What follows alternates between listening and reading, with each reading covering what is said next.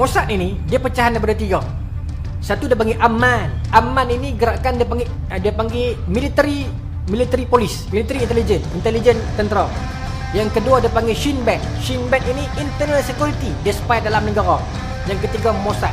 Dan dalam Mossad ada pecahan yang dia panggil Kindo. Kindo ke Kino, saya tak ingat. Tapi inilah yang menjalankan target killing. Ada bukti ke? Ada rekod ke? Ada. Tuan-tuan hidup zaman tu, tuan-tuan tahu. 1988 dia panggil Operasi Demekel, pembunuhan seorang saintis Jerman nama dia Hal Krug. Dia ini berpakat dengan Iraq nak buat mass weapon distraction.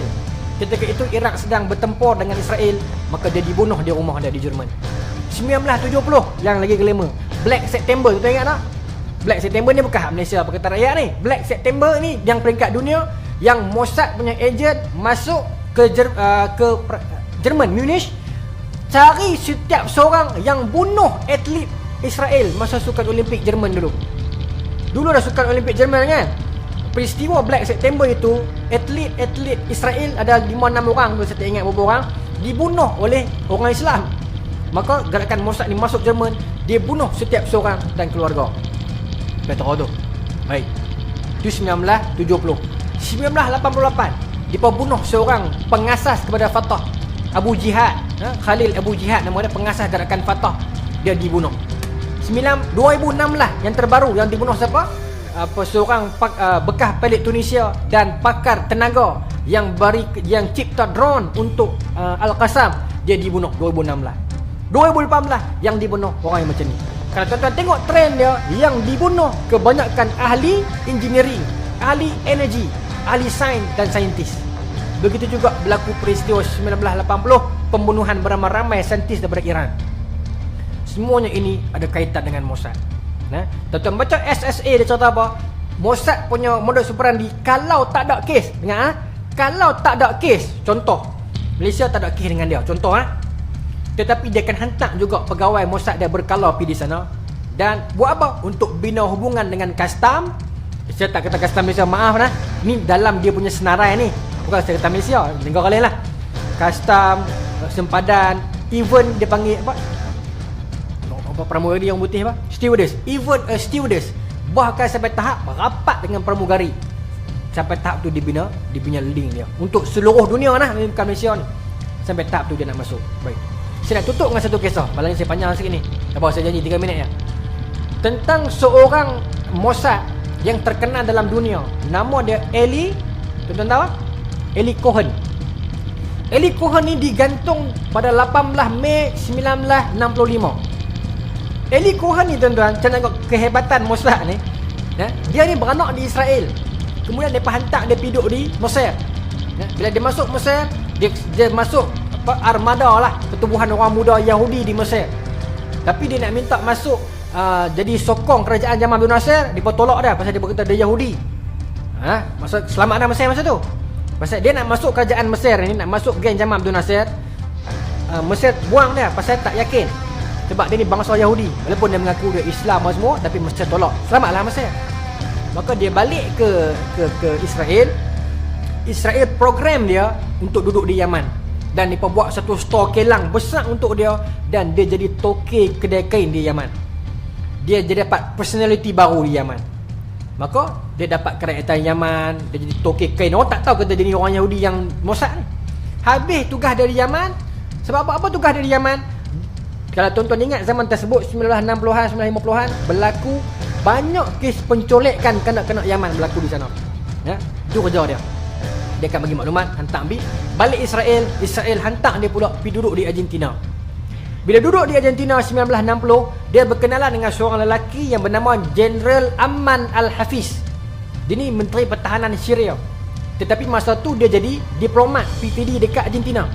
Dia berkawan rapat dengan dua ni. Dia pakai nama dia yang lain. Maka sampai general ni jadi sayang kat dia. Sampai satu peristiwa, general ini balik ke Syria melakukan kudeta tentera. General ini naik merintah Syria dan lantik dia jadi AJK, Kementerian Pertahanan Syria. Masa tu dia punya akses untuk kerajaan Syria cukup hebat. Zaman ini zaman berlaku bila? Zaman perang 6 hari, zaman perang 40 hari, zaman perang Yom Kippur 1961, perang Arab Israel. Teman-teman tempoh ni. Maka tuan-tuan, sampai tahap mana Eli Cohen ni buat? Ya? Dia akses boleh masuk ke kawasan perang, kawasan Bukit Golan apa semua ni. Dia cadang kepada tentera Syria, kita tanam pokok kayu putih. Kita tak tahu pokok apa. Ya? Dekat kawasan Bukit Golan ni kita tanam pokok kayu putih, dan dekat pokok itu kita boleh berlindung daripada tentera musuh. Dia bagi cadangan. Tentera Syria ikut pendapat dia. Pasal dia sebahagian daripada tentera Syria. Dia ada pangkat, dia esko dalam tu. Maka dia sampaikan info yang sama dekat tentera Israel, nak bunuh tentera Syria, bom pokok tu. Maka mati habis. Baik. Kemudian dia bertugas buat apa? Dia cari semua info-info pasal pilot Syria. Tuan ingat tak? Semua info pasal pilot Syria, nama keluarga, nama anak, nama cucu, sekolah mana dan sebagainya. Dan tiap kali tentera Syria main nak pi bom kawasan Israel, Israel tak payah tembak apa anti roket, anti jet. Dia cuma masuk ke radio pesawat pilot tu, dia cuma kata, dia sebut nama anak pilot, dia sebut nama bini pilot, dia sebut sekolah anak pilot, dia kata kalau anak bini yang selamat, nak patah balik. Maka patah balik. Dunia melihat sebagai pengkhianatan Syria, tapi dunia tak tahu benda itu berlaku hasil kerja Mossad. Yalah, pilot pergi patah balik. Ingat. Baik. Yang kedua, bahasa masa tu Soviet dengan Syria kepat sampai sekarang kan. Baik. Macam mana boleh kantoi ni? Macam mana boleh kantoi cerita dia ni? Rumah Eli Cohen terletak sebelah ataupun dekat dengan pejabat kedutaan India di Syria. Pejabat kedutaan India komplain pasal apa? Kita punya signal radio zaman tersebut, radio lah, tak pakai wifi kan, slow. Kita nak hantar maklumat radio balik ke India pun jadi lambat. Pasal apa? Picek. Maka TNB ke betul lah kot, TNB Syria picek, tak ada masalah apa-apa pun. Pasal apa boleh kata slow? Cek slow juga. Maka ketika itu Allah Ta'ala hadirkan ilham kepada TNB Syria macam tu lah. Saya tak tahu apa nama jabatan tu. Dia pun nak cuba kaji pasal apa boleh jadi macam ni. Maka untuk satu hari tu, dia pun tutup elektrik kawasan tersebut. Dan dalam ketika itu, Eli Cohen ini terdesak nak hantar info ke Israel. Dia tak boleh hantar elektrik tak ada, radio tak boleh bunyi, tak boleh hantar isyarat. Maka ketika itu dia pakai bateri. Nampak makanan tunjuk ni. Dia pakai bateri nak hantar juga info. Maka geng-geng TNB, saya sebut TNB tuan-tuan lah, bukan TNB lah, saya tak tahu nama. Geng-geng Syria punya kajian ni lah.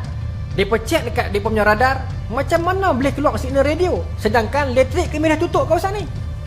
Impossible, kan? Macam mana orang masih boleh guna radio signal sedangkan elektrik kami dah tutup? Maka dia check main daripada mana? Main daripada apartment Eli Cohen. Dia naik ambush, tengok rupanya banyak data-data, info-info, dokumen-dokumen tentang pejuang Islam. Dan kesemuanya dihantar melalui radio ke Israel. Baru tahu rupanya dia yang jadi pengkhianat selama ni. Yang perang Arab Israel tu kalau ni dia dah bagi info.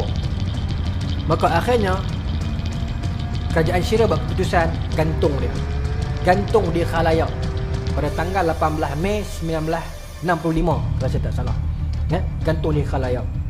Dan until today, sampai saat ini, mayat dia kerajaan Syria tak bagi buat balik. Israel minta merayu ni, nak tolong lawak balik, kami nak simpan, nak semadikan di Israel. No way. Biar duduk tangan ni. Nak duduk sangat, duduk tangan. Ya, dia pun minta nak bawa balik jasad tu, semadikan secara terhormat dekat Israel. Syria tak bagi. Ya, nak duduk sangat, duduk terus. Ya, itu cerita macam mana Mossad boleh masuk. Dan kalau kita tengok interview yang mereka buat, kita tengok di BBC ada interview yang mereka buat kepada adik Eli Cohen ni, nama dia Maurice Cohen. Dia kata abang dia cuma 3 step lagi je nak jadi Menteri Pertahanan Syria. Sikit lagi ya. Sebab apa? General Muhammad Hafiz ini dia akan naik jadi menteri. Tuan-tuan kenal lah Hafiz siapa ya? Dengan di Syria. Dia nak lantik dah Ben Cohen jadi Menteri Pertahanan. Tapi Allah Ta'ala tengok perancangan Allah Ta'ala lebih baik. Wa makaru wa makarallah. Kita merancang, Allah Ta'ala pun merancang. Mereka merancang, Allah Ta'ala merancang. Tetapi wallahu khairul makirin. Perancangan Allah terbaik.